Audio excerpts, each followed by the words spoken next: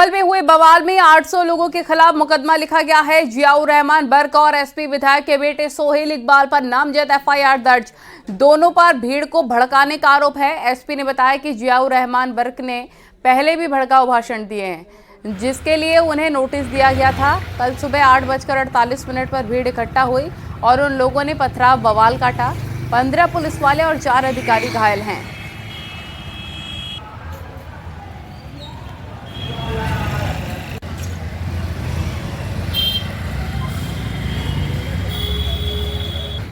दीपक राठी नाम के हमारे सब इंस्पेक्टर हैं, जो भी कल घायल भी हुए थे। उनके द्वारा, जो यहाँ के एकता चौकी प्रभारी भी हैं, 800 लोगों के खिलाफ मुकदमा लिखवाया है उन्हें। जियाउर रहमान बर्क और सोहेल इकबाल नामक ये 2 नामजद अभियुक्त हैं, जिनको उन्होंने अभियुक्त बनाया है। उनके द्वारा बताया गया है कि भीड़ को इन लोगों ने भड़का के बलवे का रूप दिया। यह उल्लेखनीय है कि जियाउर रहमान बर्क को 168 BNSS का नोटिस जनपद संभल की थाना कोतवाली पुलिस द्वारा भी पूर्व में दिया गया था। उनके द्वारा पूर्व में भी भड़काऊ भाषण दिए गए थे। उस भड़काऊ भाषण के दौरान उनको बताया गया था कि आप इस तरीके के भाषण ना दें, इनसे बाज आएं, लेकिन उन्होंने उसके बाद भी भीड़ को उकसाने के लिए और जामा मस्जिद की हिफाजत, कोर्ट एंड अनकोर्ट, इस स्टेटमेंट के साथ में लोगों को मोबिलाइज करने का प्रयास किया। उसी मोबिलाइजेशन का कारण था कि जो कल जो आपने भीड़ देखी, एकाएक 8:45 पे लोग इकट्ठे हुए और उन लोगों ने इस तरीके की घटना को अंजाम दिया, जिसमें 15 पुलिसकर्मी जो है वो घायल हुए थे और 4 अधिकारी जो है उसमें घायल हुए थे।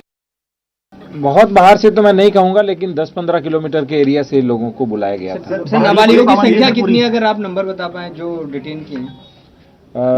वर्तमान में 25 लोग हैं, लेकिन कुल लगभग 700-800 लोगों की संख्या है, तो एक एक करके आइडेंटिफाई करके सबको डिटेन किया कुछ पता चल सकता है किस तरीके के वेपन रिकवर हुए हैं? क्या देसी एक तो आपको दिखाया था, ये चाकू तो मैंने भी पहली बार देखा, जो दोनों तरफ से चलता है, जो भीड़ में चलाने के लिए ही होता है।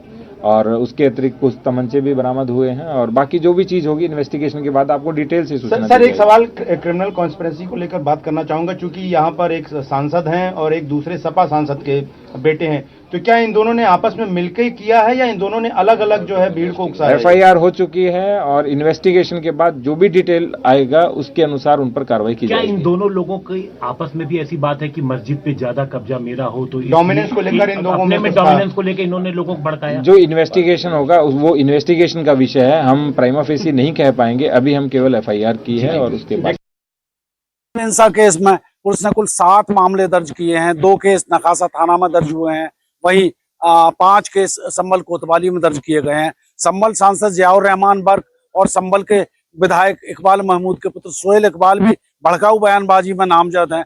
पुलिस ने कुल 25 लोगों को गिरफ्तार कर लिया है। वहीं पूरे मामले में का नया खुलासा हुआ है, जहाँ एक दरोगा से भीड़ ने उसकी पिस्टल की मैगजीन लूट ली, वहीं लेपार्ड में आग लगा दी थी। तो पूरे मामले में पुलिस की कार्रवाइयां जारी हैं। सुनील कुमार, न्यूज़ 18 उत्तर प्रदेश, संभल। संभल में सर्वे के दौरान हुए पथराव के बाद बड़ी संख्या में पुलिस फोर्स जामा मस्जिद के पास तैनात है। मस्जिद में प्रवेश रोक दिया गया है। पुलिस एक तरफ जहां आरोपियों पर कार्रवाई कर रही है, वहीं दूसरी तरफ सुरक्षा व्यवस्था पुख्ता है।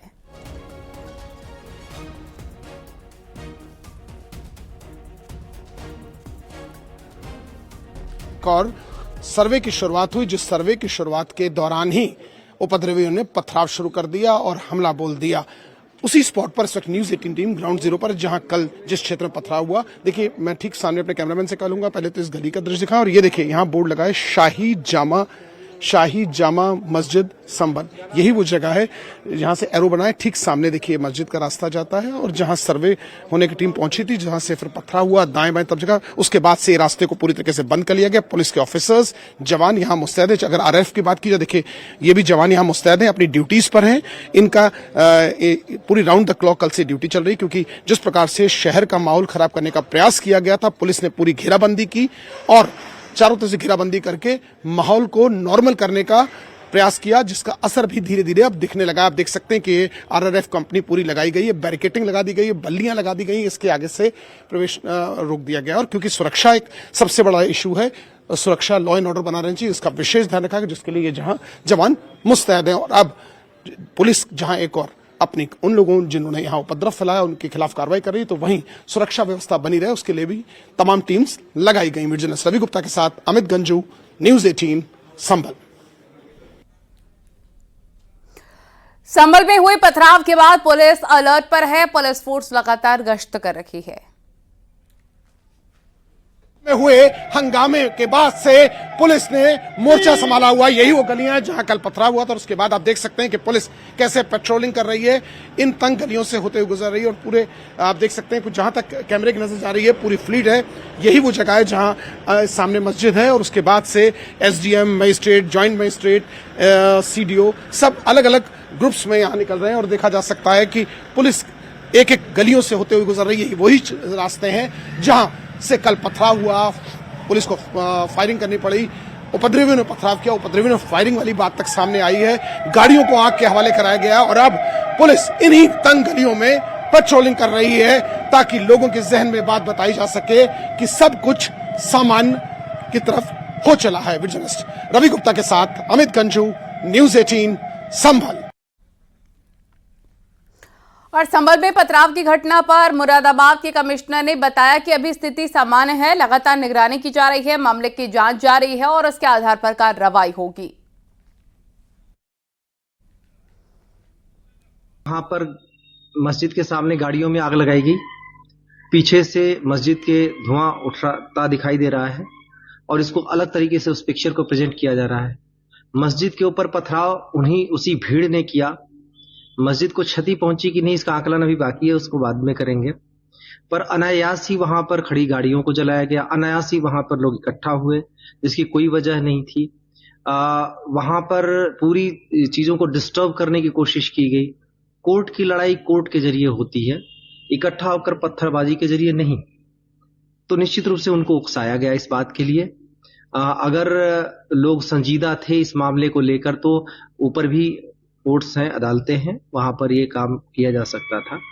पर ये जानबूझ के पूरी घटना को अंजाम देने का प्रयास किया गया। संयोग से हमने बहुत समय रहते इसको कंट्रोल कर लिया। अफसोस की बात है कि उसमें जाने भी गई, लोग घायल भी हुए। देसी बंदूक का इस्तेमाल, जिस देसी बंदूक पे जो छर्रे इस्तेमाल होते हैं, जो गोलियां इस्तेमाल होती हैं, उनकी अभी तक बात आई है। पूरी पोस्टमार्टम रिपोर्ट मैंने देखी नहीं है, पर प्रथम दृष्टया एक बच्चे को पॉइंट ब्लैंक रैंक से भी गोली मारी गई है। अब पॉइंट ब्लैंक रेंज से गोली अगर मारी जाएगी तो वहां तो आप सबको पता है कि वहां पुलिस तो मौजूद नजदीक में तो थी नहीं, दूर दूर पुलिस थी। पूरी वीडियोग्राफी सारी चीजें आई हैं, तो उसमें इस बात की भी तहकीकात की जाएगी, जांच होगी आगे।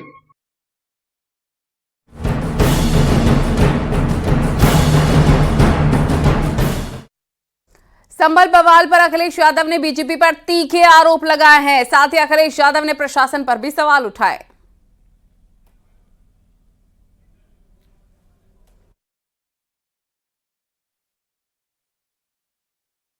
आते हैं आपको अखिलेश यादव ने क्या कहा।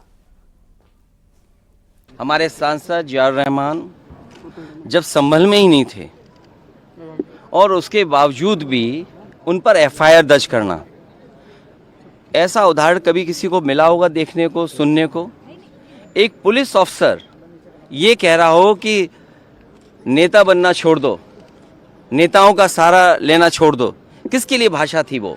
आप बीजेपी की बात मानोगे तो गड्ढे में गिरोगे, जाके बीजेपी की बात मानोगे तो खाई में गिरोगे। बीजेपी वालों से पूछिए, क्या चुनाव कराया था आपने उत्तर प्रदेश में? कोई ऐसा मुसलमान भाई नहीं था जिसको इन्होंने रोका ना हो लाठी से। वहीं गिरिराज सिंह ने कहा कि ये लोग संभल को बांग्लादेश बनाना चाहते हैं, तो दिनेश शर्मा ने कहा कि कुंदरकी की हार की खींच संभल में निकाली जा रही है। गोधरा में जैसे पहले से प्रायोजित था, उसी ढंग से विपक्ष ने तुष्टीकरण नीतियों के तहत वहां पे सर्वे टीम पे हमला नहीं था, ये भारत के संविधान पर हमला था, भारत के लोकतंत्र पे हमला था। ये भारत को जलाना चाहते थे। इन लोगों ने कहा था कि भारत को बांग्लादेश बनाएंगे, ये संभल को बांग्लादेश बनाना चाहते।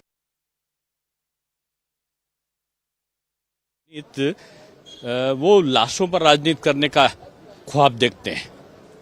जिनकी मृत्यु हुई दुखद है, नहीं होना चाहिए, लेकिन जनप्रतिनिधि का कर्तव्य है कि किसी चीज को आप उकसाने के बजाय आपको शांतिपूर्वक वातावरण बने, इसके लिए कोशिश करना चाहिए। कुंदरकी में जो अल्पसंख्यक वर्ग ने भारी मात्रा में भाजपा के पक्ष में मतदान किया, उसकी खींच आप संभल में उत्पात मचा के कराएंगे क्या? और संभल हिंसा पर डिप्टी सीएम ब्रजेश पाठक का बयान सामने आया है। डिप्टी सीएम ने मामले की निष्पक्ष जांच की बात कही और कड़ी कार्रवाई की बात भी कही। वहीं संभल में हुए बवाल पर एसपी सांसद रामगोपाल यादव ने कई लोगों के मारे जाने का दावा किया और प्रशासन को जिम्मेदार ठहराया है। आधार पर वहां पर सर्वे चल रहा था। जो भी घटना हुई है वो दुखद है और पूरी घटना की जांच होगी और निष्पक्ष कार्रवाई होगी। 20 लोग गिरफ्तार किए गए हैं। निष्पक्ष कार्रवाई होगी। वहाँ का जिला प्रशासन पूरी तरह इसके लिए दोषी है। एक बार सर्वे हो चुका था, दोबारा 6 बजे डीएम लेके पहुंच गया वहां पर, और किसी पक्ष को जज ने फैसला दिया, जो आदेश दिया उसमें दूसरे पक्ष को न बुलाया न जानकारी। ऐसा कभी होता नहीं। अगर इस तरह से होगा, इस तरह से जज फैसले करने लगे, सारे देश में आग लगा देंगे ये लोग। तो सर, आप संभल वाला इशू उठाएंगे? बिल्कुल उठाएंगे। मैंने 267 का नोटिस दिया है। हाउस सारी कार्रवाई रोक के संभल के इशू पर चर्चा होनी चाहिए। दोषी लोग कार्रवाई करें। तो कई लोग मारे गए, सीधी गोली चला रहे थे, आपने देखा होगा। कह रहे थे पुलिस वाले गोली चलाओ, सब लोग गोली चलाओ। संभल बवाल में एसपी सांसद जियाउर रहमान बर पर भी केस दर्ज हुआ है। बर पर लोगों को भड़काने का आरोप है। जियाउर रहमान ने कहा कि दोबारा सर्वे की क्या जरूरत थी। वहीं पूर्व मंत्री सिद्धार्थनाथ सिंह ने समाजवादी पार्टी को अराजक तत्वों की हमदर्द बताया है। मैं पूछना चाह रहा हूँ, कानून के अनुसार अगर काम हो रहा था तो मुझे बताएं कि जब एक सर्वे और विद इन सेम डे जिस दिन ऑर्डर हुआ उसी दिन सर्वे करने के लिए इतनी जल्दी क्या थी?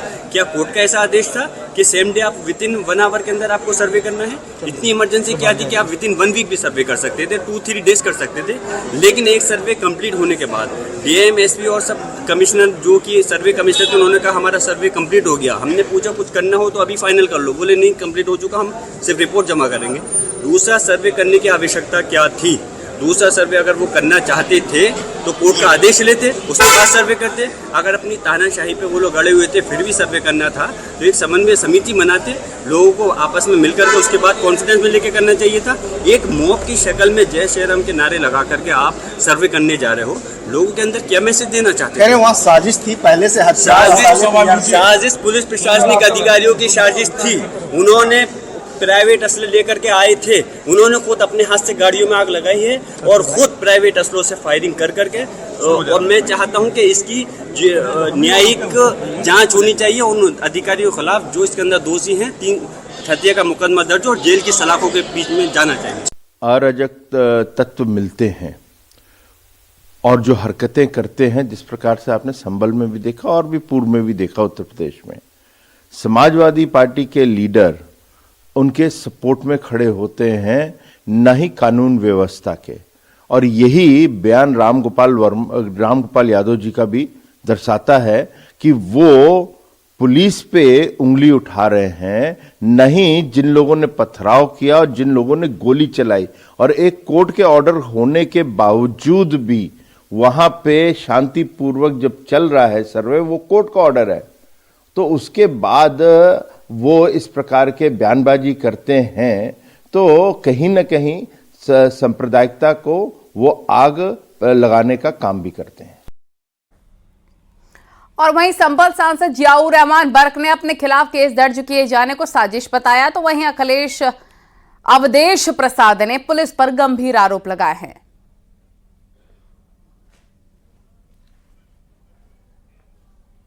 उसके अलावा याचिका दायर की गई और फिर सर्वे दिन का दिन करने के लिए डीएम एसपी पहुंच गए बगैर कोई समन्वय समिति बनाए बगैर। खैर उस दिन हम लोग भी मौजूद थे, हमने बहुत सुकून के साथ सर्वे कराया, कमेटी चली गई। जुमे के दिन हमारे नमाज पढ़ने से हमारे लोगों को रोका गया, हमने माहौल बनाया, हमने नमाज पढ़वाई और बहुत से लोग नहीं पढ़ पाए इनके अत्याचार की वजह से, फिर भी सुकून रहा।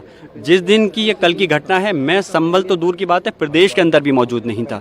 मैं बेंगलोर गया हुआ था all India Muslim personal law board की बैठक अटेंड करने के लिए, लेकिन मेरे पर मुकदमा दर्ज कर दिया गया। सुनियोजित साजिश है, सही कहा, लेकिन ये साजिश जनता की नहीं, पुलिस प्रशासन की साजिश है। ये संभल की घटना बहुत ही दर्दनाक है, दिल को दहलाने वाली है। और इस घटना की निंदा करने के लिए मैं समझता हूं कोई शब्द नहीं है। जितनी निंदा की जाए वो थोड़ी है, निंदा करने के लिए कोई शब्द नहीं। ये सच बात यह है कि उपचुनाव जो हुए हैं प्रदेश में, उस उपचुनाव में भारतीय जनता पार्टी ने और सरकार तंत्र ने नंगा नाच किया। और संभल हिंसा पर साक्षी महाराज का बड़ा बयान, हाथ में पत्थर होगा तो हाथ तोड़ेंगे। पुलिस पत्थर लेकर नहीं गई थी, ये सुनियोजित साजिश थी। पत्थर से नहीं, संविधान से देश चलेगा। संभल की घटना को लेकर आज लोकसभा भी स्थगित हो गई, हंगामा काफी हुआ। वहीं अपोजिशन आरोप लगा रहा है कि सरकार के इशारे पर प्रशासन ने गोलियां चलाई। ये विपक्ष का आरोप निराधार है। अगर मैं ये कहूं कि विपक्ष के इशारे पर, षड्यंत्र के आधार पर पुलिस के ऊपर पत्थरबाजी हुई तो कैसा लगेगा? वहां पत्थरबाजी हुई, पुलिस पत्थर लेकर के नहीं आई थी, पुलिस ये रोड़े लेकर के नहीं आई थी। पूरी संभल की सड़कें रोडों से पत्थरों से भरी पड़ी हैं। तो ये एक षड्यंत्र था, पूर्व से सुनियोजित था, उसी का परिणाम है और ये दुर्भाग्यपूर्ण है। इसकी हम निंदा करते हैं और योगी जी से प्रार्थना करते हैं कि इसमें कड़ी से कड़ी कार्रवाई करें ताकि फिर कोई इस प्रकार की हिमाकत न कर सके। और संभल की जामा मस्जिद में सर्वे के आदेश पर ओवैसी ने सवाल उठाए हैं। ओवैसी ने कोर्ट के फैसले को गलत बताया और बिना मुस्लिम पक्ष की इजाजत के सर्वे की बात कही है। पर कोर्ट की तरफ से बगैर मस्जिद के जिम्मेदारों को, कमेटी को सुने उन्होंने एक एक्स पार्टी ऑर्डर पास कर दिया, वो गलत है। दूसरा यह है कि एक बार तो आपने गलत ऑर्डर दिया, सर्वे हो गया, दूसरा सर्वे जब किया आपने किसी को इत्तला नहीं दी। तीसरी बात यह है कि पुलिस का ये काम था कि मस्जिद कमेटी को कॉन्फिडेंस में लेते या वहां की पीस कमेटी को। चौथी बात यह है कि जो सर्वे करने लोग आ रहे हैं वो प्रोवोकेटिव स्लोगन्स लगा कर आ रहे हैं, वो वीडियो उसका है, पब्लिक डोमेन में है। और उसके बाद जो वहां पर वायलेंस हुआ जिसमें 3 मुसलमानों को गोली लगी, उनकी मौत हुई, हम इसका कंडेम करते हैं। ये फायरिंग नहीं बल्कि मर्डर है। और जब से बाबरी मस्जिद, राम मंदिर का जजमेंट आया, जिस बात को मैं पर्टिकुलरली कह रहा हूं कि उस जजमेंट के बाद ये सब चीजें खुलेंगी और एक के बाद एक खुल रही हैं। नगीना से सांसद और आजाद समाज पार्टी के अध्यक्ष चंद्रशेखर आजाद ने कहा, संभल की घटना में 4 लोगों की जान गई। हिंसा किसी चीज का हल नहीं, हर हिंसा के पीछे कोई कारण होता है, उसे जानना जरूरी है। जान गए 4 लोग, जान अहमियत रखती। कोई सब धन्ना सेठ के बेटे नहीं, सब गरीब लोग हैं और जिनकी जान गई। मैं फिर कहूंगा कि हिंसा किसी चीज का हल नहीं है। मैं हिंसा का समर्थन नहीं करता, लेकिन हर हिंसा के पीछे कोई ना कोई रीजन रहता है, कोई कारण रहता है। उस कारण को जानना भी बहुत जरूरी है। और जिस तरह से लगातार कभी किसी धार्मिक स्थल पे, कभी किसी धार्मिक स्थल पे बार बार जो है अपना आधिपत्य दिखाने की और उसको उसके साथ जो है उसको अपने हिस्से में लेने की जो एक कवायद चल रही है, ये देश के लिए अच्छी नहीं है, देश में नफरत फैलाएगी, नुकसान। और बड़ी खबर, संभल बवाल पर राहुल गांधी का बड़ा बयान, जल्दबाजी भरा रवैया बेहद दुर्भाग्यपूर्ण है। सभी पक्षों को बिना सुने कार्रवाई की गई है, असंवेदनशील तरीके से कार्रवाई की गई। असंवेदनशील कार्रवाई ने माहौल को बिगाड़ दिया। हिंदू मुसलमान के बीच दरार पैदा करना देश के हित में नहीं है।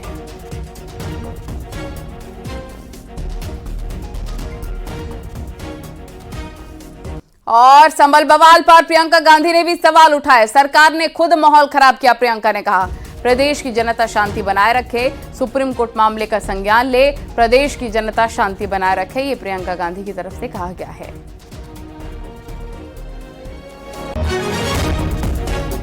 और पूर्व केंद्रीय मंत्री मुख्तार अब्बास नकवी ने संभल की घटना पर बड़ा बयान दिया। उन्होंने कहा, आजकल एक फैशन शुरू हो गया है कि उठकर मस्जिद मंदिर पर कोर्ट में अपील कर दें, ये गलत है। राम मंदिर एक बड़ा मसला था, उससे दूसरी चीजों को जोड़ना ठीक नहीं। अभी हमारे साथ हैं बीजेपी के वरिष्ठ नेता, पूर्व केंद्रीय मंत्री मुख्तार अब्बास नकवी। संभल में जिस तरह की घटना घटी है, वाकई कह सकते हैं कि दुर्भाग्यपूर्ण है, क्योंकि कुछ लोग मारे गए हैं। अभी तक की जो रिपोर्ट है उसके मुताबिक 4 लोग वहां मारे गए हैं। सीधे इनसे जानते हैं कि जो घटना घटी है, नकवी साहब, जिस तरह की घटना घटी है, आपको इस घटना को आप कैसे देख रहे हैं? क्योंकि देखिए संसद का सत्र शुरू हो रहा है और विपक्षी पार्टियां लगातार बीजेपी पर हमला कर रही हैं। मैं एक बार बताऊं, जंग में कत्ल सिपाही होंगे, सुरखरू जिल्ले इलाही होंगे, यानी इस तरह के दंगों में तो आम आदमी मारा जाता है, लेकिन उसका जो लाभ है वो सांप्रदायिक सियासी सुरमा उठाने की कोशिश करते हैं। इस चीज़ को समाज को भी समझना चाहिए, सरकार को भी समझना चाहिए और सभी लोगों को समझना चाहिए, क्योंकि इस तरह के दंगे जो है वो सांप्रदायिक जश्न का कारण नहीं हो सकते, बल्कि संवेदनशील जख्म का कारण होते हैं। दंगे होते हैं तो इंसान ही नहीं मरता, बल्कि इंसानियत भी लहूलुहान होती है। लेकिन एक चलन चल गया है कि इस तरह के सांप्रदायिक उन्माद पर, इस तरह के सांप्रदायिक दंगों पर भी सियासत करने की या सियासी रोटियां सेकने की कोशिश करो। नकवी साहब, लेकिन एक बात है कि घटना घटी, यूपी में घटी, वहाँ पे आपकी सरकार है, केंद्र में आपकी सरकार है। अब उन जो विपक्षी पार्टियां हैं, चाहे वो राहुल गांधी हों, प्रियंका गांधी हों, समाजवादी पार्टी है, उनको मौका जरूर आप लोगों ने दे दिया। देखो, मुझे लगता है कि दंगों पर सियासत जो है वो कतई जो है वो समाज के हित में नहीं है और न सियासत के हित में है। अगर आप जो है वो कहोगे तो फिर आपकी जो है वो कई दशकों में जो आप सरकार में रहे हो राज्यों में और केंद्र में, तो उसका जो है वो 5000 से ज़्यादा दंगों के इतिहास का लोग जो है वो खंगालने लगेंगे। आपको लोग खंगालने लगेंगे कि भागलपुर में क्या हुआ जो वर्षों चला और हज़ारों की संख्या में लोग मरे, फिर भिवंडी में क्या हुआ, फिर अलीगढ़ में क्या हुआ, फिर पूरे एक लंबी श्रृंखला है 5000 से ज़्यादा।